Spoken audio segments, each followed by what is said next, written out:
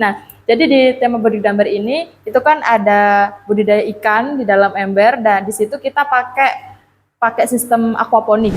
Jadi kita collab untuk KKN tematik di Pondok Pesantren Al-Hikam. Kayaknya itu kan gambarannya mungkin makan tahu, tempe gitu kan. Kan biasanya butuh duit makan kan, butuh makan jajan, apalagi sekarang pasti suka jajan. Kalian juga suka jajan kan? Iya, Jam 9 malam itu para putri udah harus di kos putri pun, bukan hanya di pondok, di kos putri pun juga jam 9 nggak boleh keluar. Terus gimana nih kita nggak bisa gitu, kayak adaptasinya tuh yang lama.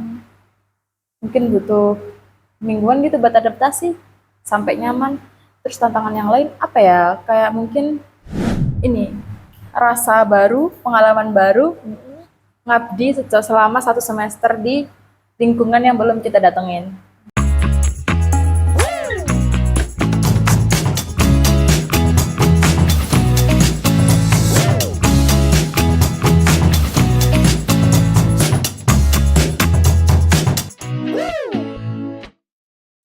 Halo semuanya, kembali lagi bersama saya Lita Rasita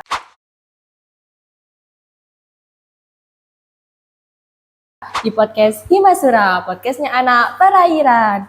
Nah, di podcast kali ini kita akan membahas mengenai topik KKNT bersama narasumber kita. Mari kita sambut Mbak Hida. Halo. Nah, mungkin Mbak Hida bisa perkenalan lebih dulu. Oke, hai, nama saya Hida.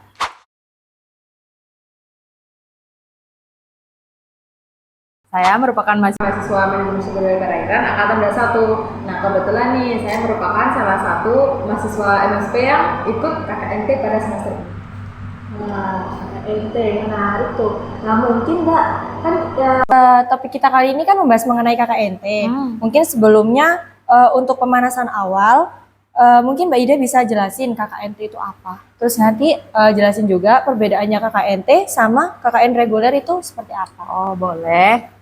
Jadi nih, KKNT itu merupakan salah satu program dari MBKM. Salah satu program dari MBKM itu, di mana kita harus kuliah kerja nyata secara tematik.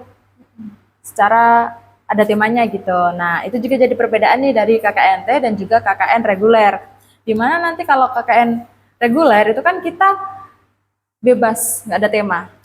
Jadi kita bebas nih, mau pakai tema apa aja, mau perairan, mau kapal, kita tinggal lihat potensi desanya. Tapi kalau di KKNT ini tuh kita udah diatur tema dari KKN kita tuh mau ke arah mana gitu. Terus kalau perbedaan yang lain mungkin di peserta nih. Kalau di KKN reguler itu pesertanya semua dari satu UTM itu diacak, kemudian dibagi kelompok itu kita udah nggak ikut-ikut, jadi udah dibagi, kita terima jadi kalau kita kelompoknya di sini, ditempatin di sini. Tapi kalau KKN tematik kita yang daftar. Nanti ada dosen pengusul nih yang mengusulkan satu proposal KKN ke yang mengurus ya di LPPM, kemudian nanti bakal di-share nih, pengusulnya akan nge-share ini tuh KKN-nya kayak gini, judulnya kayak gini, di tempatnya kayak gini. Nah, itu nanti kita sebagai mahasiswa tuh yang milih, kita mau pilih di mana, pilih yang topik yang mana, pilih tema yang mana, kayak gitu. Terus perbedaan yang lainnya apa ya?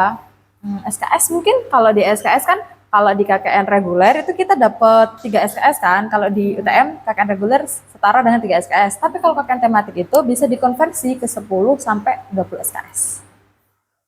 Banyak itu.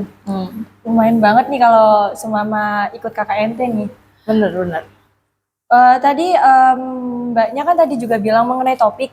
Nah, dari KKNT-nya Mbak Hida, KKNT-nya Mbak Hida ini termasuk ke tema apa? Oh, jadi kalau KKN, ya tadi lupa nggak dijelasin ya. Jadi kalau KKN tematik itu dari pesertanya tuh harus, prodinya itu harus sesuai tema. Jadi berhubung saya MSP, saya ambil di temanya tuh di Budidamber. Oh iya. Dengan dosen pengusulnya atau pembimbing saya itu Bu Rizka. Kenal Bu Rizka kan? Ya, tahu. Salah satu dosen MSP.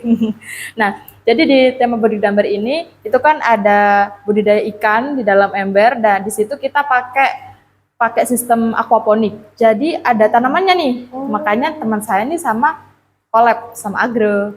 Jadi kita collab untuk KKN tematik di Pondok Pesantren Al-Hikam Kemayoran dengan tema budidamber gitu. Nah, tadi kan ini Mbaknya bilang pakai tumbuhan. Nah, itu tumbuhan apa Mbak? Kalau di Budik Damber itu bebas biasanya, tapi kalau yang sering dipakai tuh tumbuhan atau tanaman yang cepat panennya, kayak tumbuhan jangka pendek namanya, kayak sawi, kangkung, kayak gitu-gitu. Nah, lebih baik yang bisa dia punya kemampuan untuk fitoremediasi, itu lebih baik kayak kangkung tuh. Nah, jadi nanti kita selain nunggu buat panen ikan, di samping nunggu ikannya besar bisa dipanen, kita juga bisa panen sayur gitu. Keuntungan double itu. Iya, nah tugasnya kita KKN itu kita harus kenalin nih ke mitranya kan pondok pesantren. Nah, ini juga mitranya di KKN tematik itu udah ditentukan, dan juga itu bebas, nggak harus di desa. Kayak saya tuh temanya mitranya tuh di Pondok Pesantren Al-Hikam Kemayoran.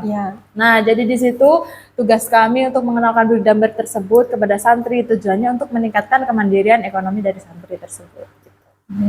Benar, soalnya kalau di pondok pesantren kan pastinya kayaknya itu kan gambarannya mungkin makan tahu, tempe gitu kan.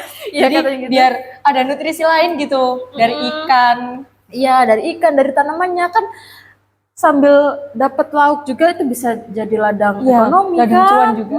Soalnya kita bisa budidaya tanpa kolam. Kalau misalkan nih santri biasanya kan cuma ada asrama gitu kan. Nah, kita juga ngajarin tuh Budik Damber, kita setting Budik Damber selain di ember, biasanya Budik Damber itu ditaruh di ember yang besar, yang ukuran 80 liter gitu.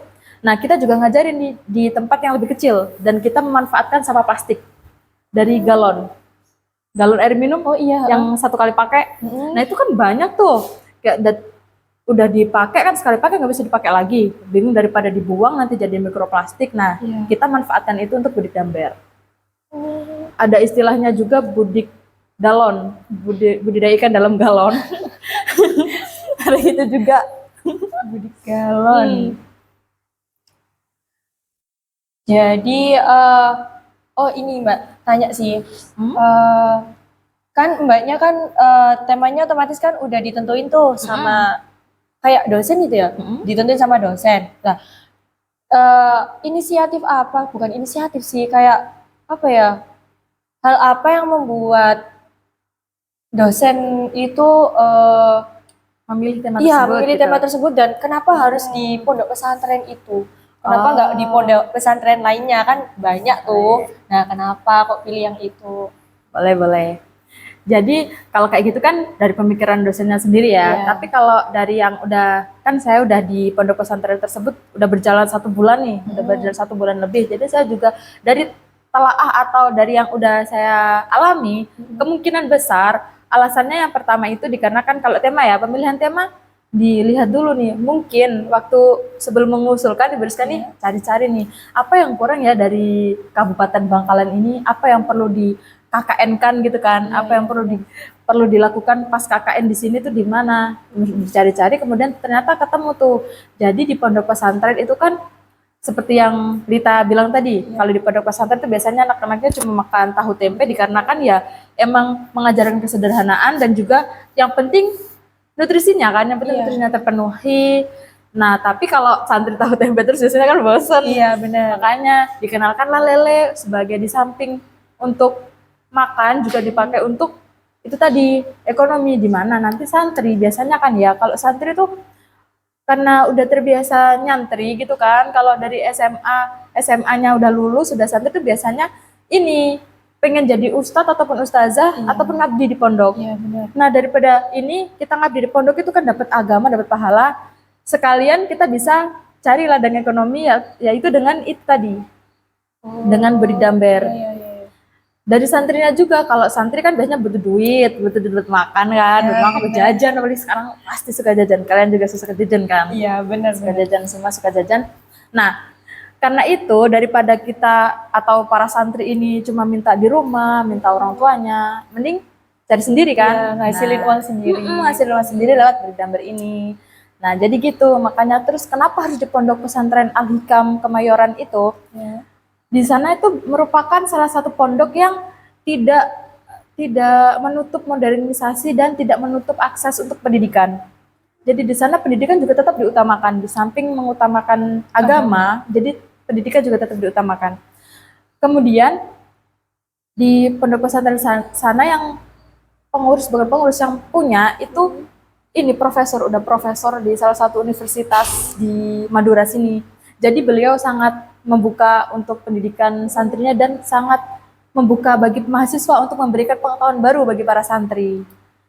Nah, kemudian dari selain itu, makanya nih ada beberapa waktu space luang yang itu melonggarkan santri untuk mengekspor apa yang disukai. Makanya KKN kita bisa ke situ.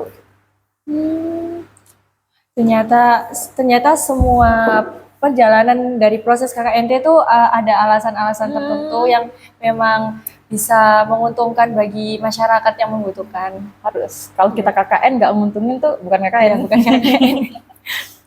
Nah, dari penjelasan Mbak Hida tadi, Mbak Hida itu sebenarnya kayaknya udah nge-spill nih kegiatannya apa-apa aja. Nah, mungkin bisa dijelaskan lebih detail lagi kegiatan yang Mbak Hida lakukan pada saat proses KKNT berlangsung itu gimana? Dari awal sampai akhir, atau sampai sekarang maksudnya? Oh, dari awal ya? Kan sekarang udah berjalan 1 bulan lebih nih. Ya. Dari awal saya berangkat itu tanggal 2 September, berarti udah 2 bulan, malah justru 2 bulan sekarang ya. Iya. Dari 2 September itu pertama pasti sebelum datang, sebelum 2 September ini kita perlu persiapan. Kita survei. Kita survei sekalian cari tempat, karena kan namanya KKN. Kita harus bertempat di tempat tersebut kan. Kita harus bertempat di tempat tersebut, makanya kita survei dulu nih. Di situ ada tempat buat kita nggak? Kayak misal entah di situ dia sediain asrama di pondok, kan mitranya pondok nih. Kalau di desa ya mungkin disediain di balai desa kayak gitu, atau enggak. Kalau enggak kan otomatis kita harus cari tempat sendiri. Iya. Nah, makanya perlu survei yang pertama. Setelah survei, kalau udah semuanya udah siap, yang pasti pembukaan secara formal. Enggak mungkin kita datang ujuk-ujuk ke situ tiba-tiba KKN loh. Iya, benar. KKN apa kan? Padahal kalau ada pembukaan kan jadi semua tuh tahu kalau ada KKN di situ gitu. Terus setelah pembukaan pasti kita sudah mulai melaksanakan proker. Di mana prokernya KKNT, program kerjaan dari KKNT itu udah terstruktur dari tema tersebut. Kalau Bodhidhamber berarti kita tugasnya adalah untuk memberi pengetahuan dan juga mengajak atau memberikan rasa mengajak untuk santri ini punya rasa ingin melakukan Bodhidhamber ini untuk menunjang kemandirian ekonominya. Nah, kayak gitu. Makanya dari program kerja kita itu harus sesuai sama apa yang jadi tema utama kita. Jadi terstrukturnya kalau udah yang program kerja yang udah dijalankan oleh tim saya, yang pertama tuh yang pasti pengenalan Bodhidhamber. Jadi pengenalan Bodhidhamber itu apa sih? Itu kayak gimana sih? Caranya tuh kayak gimana? Nah, mungkin sekalian dijelaskan saja, Mbak. Ya, mungkin secara singkat-singkat lah. Intinya biar teman-teman tuh tahu gitu. Boleh. Jadi kalau Bodhidhamber adalah budaya ikan dalam ember. Caranya dengan ikannya kita bisa pilih ikan tawar, paling gampang itu ikan tawar, dan juga ikan yang mungkin lebih memilih ikan yang dengan toleransi kualitas airnya itu tinggi. Toleransi lingkungan seperti ikan lele, nah kayak gitu. Tapi kalau untuk ikan yang lain kayak nila itu juga bisa. Nila, ikan bawal kalau misalnya mau nilainya lebih mahal, ya kan? Ikan bawal, ikan kembung, itu kan ikan gurame itu kan lebih mahal kan daripada lele. Nah, tapi di kita menggunakan lele dengan alasan itu kan santri itu baru pertama kali kan melakukan hal itu. Jadi kita pilih ikan yang paling toleran supaya ya nggak gampang mati pastinya. Iya, benar. Terus kemudian kita pakai ini aquaponiknya dari tumbuhan tadi yang udah dijelaskan di awal tadi kan. Terus setelah dikenalin kayak gitu, kita tuh ada proker kedua yaitu pendampingan. Jadi kita dampingin tuh santri untuk melakukan Bodhidhamber tersebut mulai dari awal sampai akhir. Yang pasti kita juga ngajarin dong caranya gimana sih cara bikin Bodhidhamber itu.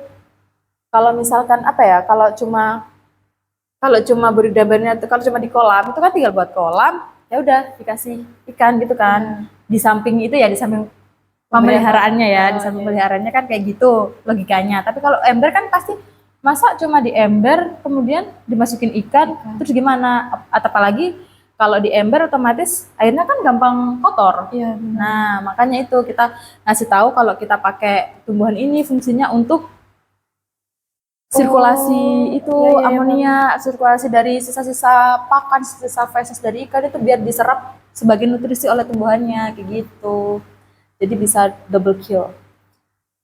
Oke. Nah, terus ada lagi itu pengukuran kualitas air. Jadi selain masa kita pendampingan terus udah gitu aja, kita kan juga perlu ngasih penjelasan gimana caranya supaya pemeliharaan Budi Damber ini tetap baik. Nah, salah satunya kualitas air. Kita kenalkanlah kualitas air itu apa, kayak gitu-gitu. Terus kita juga ngenalin cara solusi untuk memperbaiki kualitas air, salah satunya itu ekoenzim. Nah, iya. jadi kita kenalin ekoenzim juga ke mereka. Kemudian kegiatan selanjutnya yaitu prokernya pengolahan. Kalau misalkan untuk kemandirian ekonomi, kalau udah dapat ikan lele terus dijual, sama ikan lele yang udah diolah terus dijual, kan lebih mahal mana? Yang udah olahan kan? Iya. Nah, makanya kita juga ini ngajarin gimana sih caranya mengolah ikan lele secara inovatif. Jadi bukan cuma dijadiin pecel lele aja, Iya, benar-benar. atau penyetan tuh yang biasanya teman-teman kenal penyetan dari Lamongan. Nah, itu bisa juga lele itu bisa juga dijadikan sebagai makanan yang bervariasi seperti nugget, dimsum, bisa. Terus kemarin tuh ini pengolahannya kita ke ambil dimsum. Karena dia kan lebih gampang buatnya dan juga enak kan pasti. Iya. Nah, gitu. Jadi kita program kerjanya tuh terstruktur di Budi Damber itu dari awal sampai akhir. Terus kan ada aquaponik tuh. Iya. Nah, kita juga ngajarin gimana caranya bikin aquaponik dan juga hidroponik. Gitu.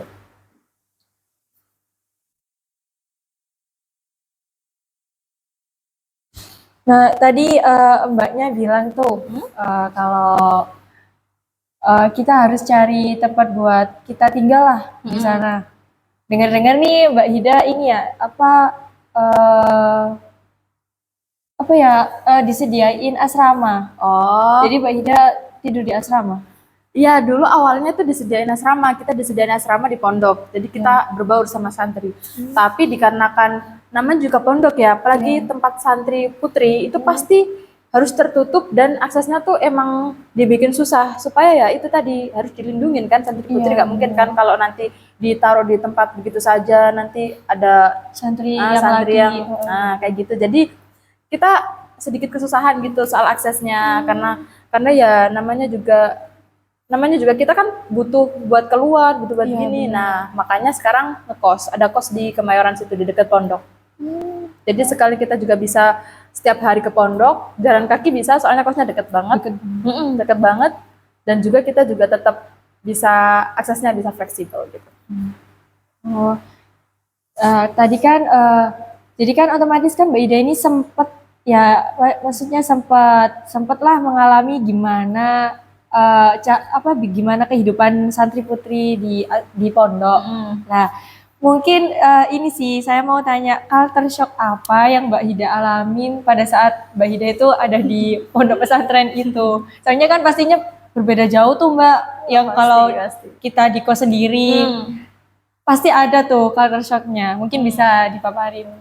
Apa ya, culture shock yang pasti sih karena di sana juga cukup bersih, jadi nggak begitu culture shock soal kebersihan. Biasanya kan orang-orang kalau mikir soal pondok kan mungkin sanitasi lingkungannya jelek. Itu enggak, di pondok tersebut bagus. Cuman yang culture shocknya tuh kayak antri mandi kayak gitu loh kan kita di kos nggak begitu antri kan.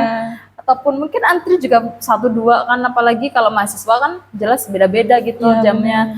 Tapi kalau di sana tuh benar-benar antri, benar-benar waktu sore tuh kita bisa mandinya tuh mepet maghrib. Terus setelah mandi tuh harus buru-buru ke musola buat salat berjamaah. Jadi kayak gopo-goponya juga tuh culture shock banget.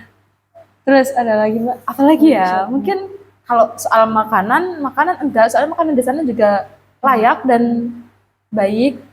Ya cuma itu sih, sama ini kayak sikap kita, namanya kita kan bukan santri ya, kita nggak tahu cara sikap kita misal ketemu sama santri cowok, biasanya kalau santri cowok kan nggak boleh tatapan mata kayak gitu, tuh kita kadang masih ini gitu, terus masih kayak bercanda-bercanda tuh sampai larut malam, padahal nggak boleh ya kan, ganggu santri banget. Jadi kita juga mempertimbangkan hal itu, takutnya kita malah jadi contoh yang nggak baik gitu loh.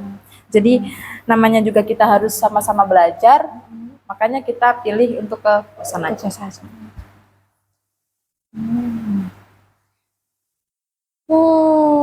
Dari cerita-ceritanya Mbak Hida tadi, kira-kira pastinya tuh ada tuh kan tantangan saat proses KKNT-nya. Nah, mungkin bisa disebutin tantangannya gimana, tantangannya apa aja, dan gimana cara Mbak Hida menyelesaikan sebuah tantangan itu? Kalau tantangan secara umumnya, kalau misalkan dari pandangan KKNT, pandangan mahasiswa KKNT, itu tantangannya mungkin dari ini nih, apa ya, proker mungkin. Kan namanya juga kita yang dulu prokernya tuh bebas, apa ini kan lebih ditentukan. Jadi mau nggak mau kita bisa nggak bisa, terus pengetahuannya sedikit atau banyak tentang hal tersebut, kita harus ini siap. Jadi nggak mungkin kan kita nyampein budik dambar, tapi kita sendiri nggak tahu tuh apa tuh budik dambar, kayak gini tuh kayak gimana. Nah, jadi kita harus belajar, benar-benar belajar. Jadi biar apa? Biar kita tuh ke sana tuh nggak cuma nyampein teori yang kosong. Ada teorinya dan juga kita juga bisa praktek.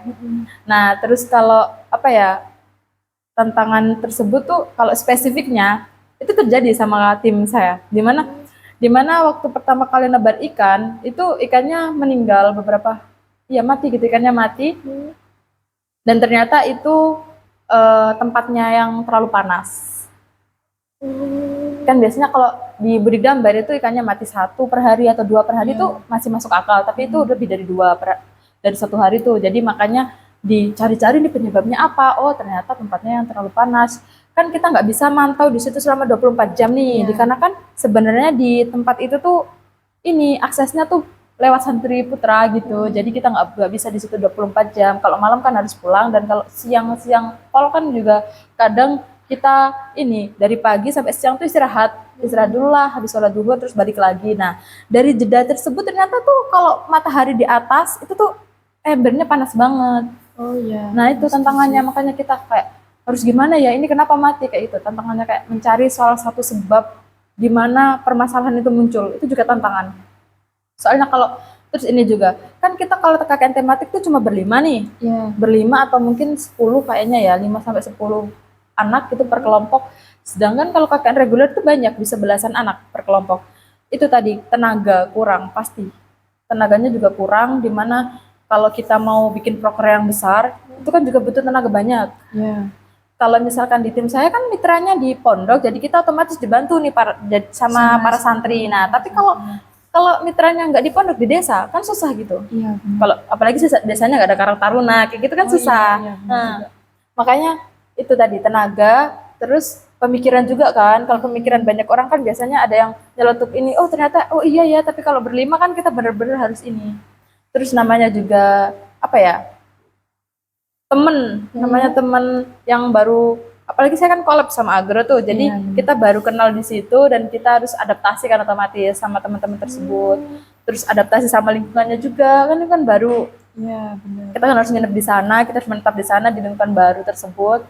Jadi culture shocknya juga kalau di sana yang namanya di kehidupan telang apalagi ya. Kalau di telang kita mau ngerjain tugas, paling juga kita keluar jam 10 malam. Ke warkop, ke kafe, ngerjain tugas. Tapi kalau di sana nggak bisa. Jam 9 malam itu para putri udah di kos putri pun, bukan hanya di pondok, di kos putri pun juga jam 9 nggak boleh keluar. Jadi itu mungkin ada jam malamnya. Jadi itu sih kayak tantangan gitu. Terus gimana nih kita nggak bisa gitu, kayak adaptasinya tuh yang lama. Mungkin butuh mingguan gitu buat adaptasi sampai nyaman. Terus tantangan yang lain apa ya? Kayak mungkin cuma itu sih yang paling susah. Tadi kan tantangannya kan ini sih Mbak, gara-gara yang ikannya mati karena suhu yang panas. Nah, itu solusinya gimana? Nah, ya itu kan tantangan kalau dari budik dambar sendiri. Kalau intinya tantangannya adalah bagaimana cara cari solusi di salah satu permasalahan yang muncul. Jadi setelah diketahui penyebabnya itu panas, kita disaranin sama Ibu Rizka untuk pasang paranet.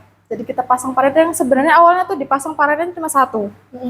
Ukuran 5 kali 3 meter. Itu cuma nutup satu petak gitu.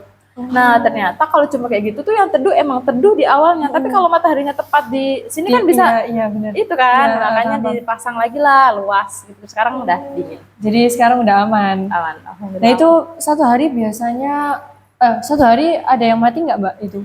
Enggak, kalau sekarang udah enggak, aman. aman.